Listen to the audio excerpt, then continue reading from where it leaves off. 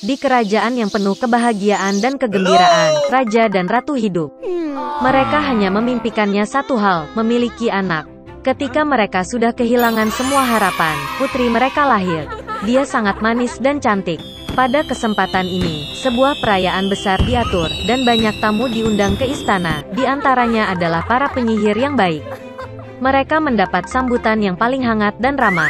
Tetapi raja dan ratu membuat kesalahan besar, mereka lupa mengundang penyihir lain.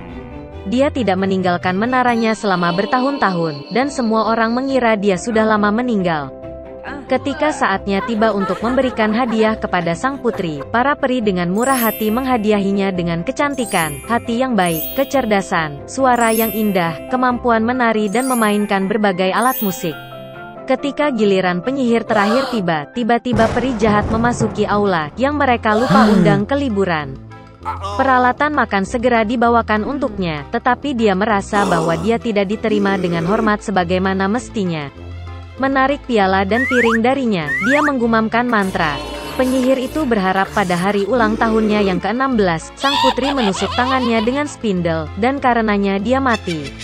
Ratu menangis dengan sedih atas keinginan penyihir jahat itu, dan raja memerintahkan untuk menangkap penyihir itu. Tapi dia sudah menghilang dengan tawa yang tidak menyenangkan. Untungnya, peri terakhir belum sempat mengucapkan keinginannya kepada sang putri. Dia tidak bisa membatalkan mantranya, tetapi berjanji bahwa gadis itu tidak akan mati, tetapi hanya akan tertidur lelap sampai dia dibangunkan oleh ciuman cinta. Raja segera memerintahkan penghancuran semua gelendong di kerajaan. Dan kemudian tibalah hari ulang tahun ke-16 sang putri, hari yang dibicarakan oleh peri jahat. Sang putri tumbuh menjadi gadis yang cantik dan baik hati. Raja memerintahkan 3 penyihir untuk menjaganya. Peri menjaganya seperti biji mata mereka. Pada hari ini, raja dan ratu mengunci gadis itu di sebuah ruangan untuk mencegah kejadian buruk. Tapi sang putri tidak mau dikurung. Tiba-tiba, sebuah pintu muncul di dinding kamarnya, yang belum pernah dilihat gadis itu. Dia mendengar suara aneh di luar pintu. Terbakar rasa ingin tahu, dan tidak tahu apa yang menunggunya, gadis itu memasuki dirinya. Pintu menuju ke sebuah ruangan gelap di mana seorang wanita sedang duduk dengan punggung menghadap putri. Dia berputar. Gadis itu belum pernah melihat poros seumur hidupnya. Dia menjadi penasaran. Sang putri pergi ke poros, menyentuhnya, menusuk jarinya dan tertidur lelap. Dan wanita itu ternyata adalah peri jahat yang sangat senang karena mantranya menjadi kenyataan. Sekarang semua orang memanggil putri tidur cantik. Setelah mengetahui kemalangan tersebut, penyihir yang baik hati memutuskan untuk menidurkan raja dan ratu serta seluruh kerajaan sampai gadis itu terbangun. Segera, semak-semak yang tidak bisa ditembus dan semak berduri tumbuh di sekitar kastil sehingga tidak ada yang bisa melewati semak-semak seperti itu. 100 tahun kemudian, seorang pangeran tampan dari kerajaan lain pergi berburu.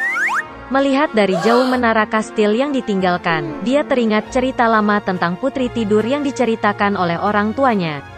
Dan pangeran memutuskan untuk masuk. Dia berjuang untuk melewati semak-semak yang tidak bisa ditembus dan semak berduri. Namun pada akhirnya, sang pangeran mendekati gerbang kastil yang ditinggalkan. Dia berjalan mengelilingi seluruh kastil, dan melihat ke ruang tahta. Di sana pangeran melihat raja dan ratu sedang tidur. Kemudian, di salah satu kamar, dia melihat putri tidur. Dia sedang tidur di tempat tidur yang dihiasi bunga. Pangeran pergi ke tempat tidur, menatap putri cantik itu, dan merasakan cinta memenuhi hatinya. Dia tidak bisa menahan diri dan mencium putri tidur. Dan pada saat itu, dia membuka matanya dan melihat seorang pangeran tampan. Raja dan ratu juga terbangun, seperti halnya seluruh kerajaan. Mereka sangat gembira, dan untuk menghormati kedua mempelai, pernikahan terindah yang pernah ada di dunia segera diatur. Sejak itu mereka hidup bahagia selamanya. Suatu ketika hiduplah seorang janda miskin, dan dia memiliki seorang putra, Jack, dan seekor sapi, Belianka. Sapi memberi susu setiap pagi, dan ibu serta putranya menjualnya di pasar, dan begitulah cara mereka hidup. Tapi pernah Belianka tidak memberi susu, dan mereka tidak punya makanan. Ibu memutuskan untuk menjual sapi itu dan membuka toko dengan hasil penjualannya. Jack mengambil kendali di tangannya dan membawa sapi itu ke pasar. Tidak lama setelah dia tiba, dia bertemu dengan seorang lelaki tua yang luar biasa. Dia bilang dia ingin menukar sapi Jack dengan kacang. Dan dengan kata-kata ini dia mengeluarkan segenggam kacang aneh dari sakunya. Orang tua itu berkata kacang ini ajaib.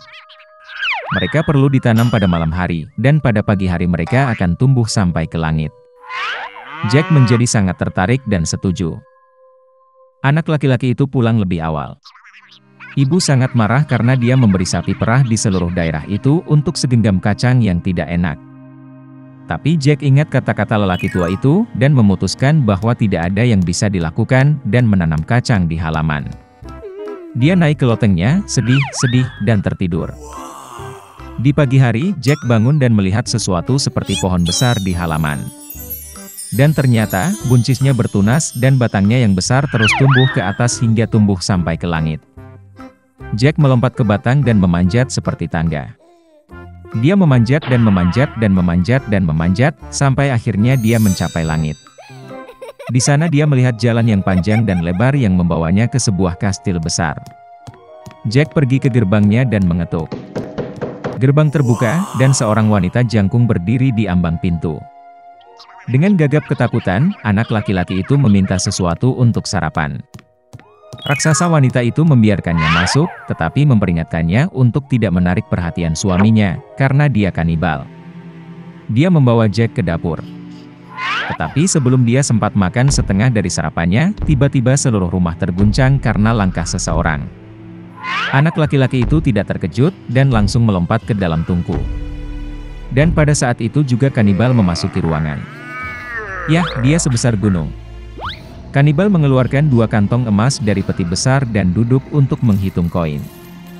Dia menghitung dan menghitung, akhirnya mulai mengangguk dan mulai mendengkur.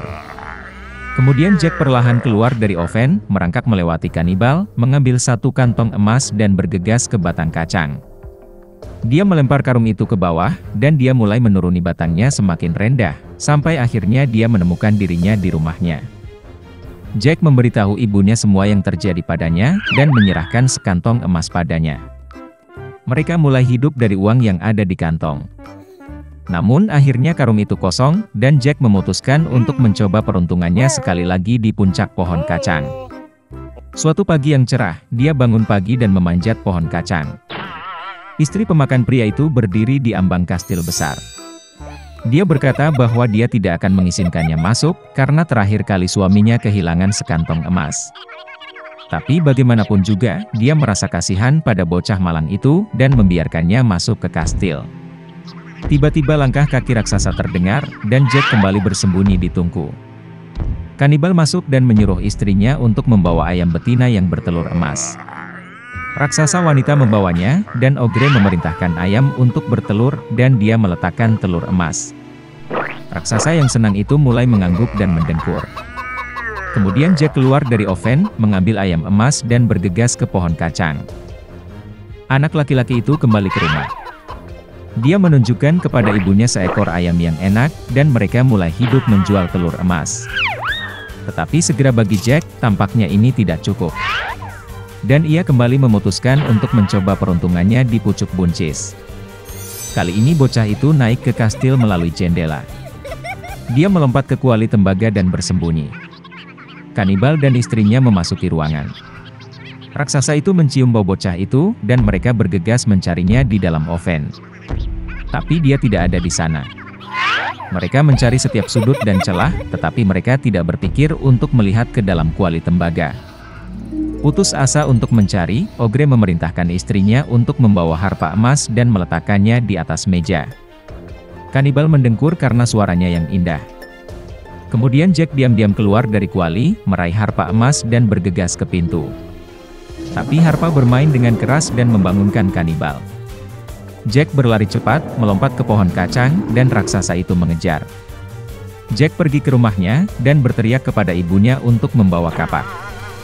Sang ibu berlari keluar dengan kapak di tangannya, anak laki-laki itu mengambil kapak dan mulai memotong pohon kacang.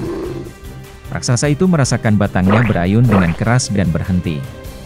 Kemudian Jack memukul lagi dengan kapak dan memotong pohon kacang. Itu bergoyang dan roboh, dan Ogre itu jatuh ke tanah dan jatuh. Sejak hari itu, Jack dan ibunya tidak pernah mengenal kemiskinan lagi. Tetapi anak laki-laki itu sangat menyesal karena keserakahan mereka hampir membayar dengan nyawa mereka. Dia berjanji bahwa dia tidak akan pernah mencuri lagi dan akan bekerja keras untuk kebaikan keluarga.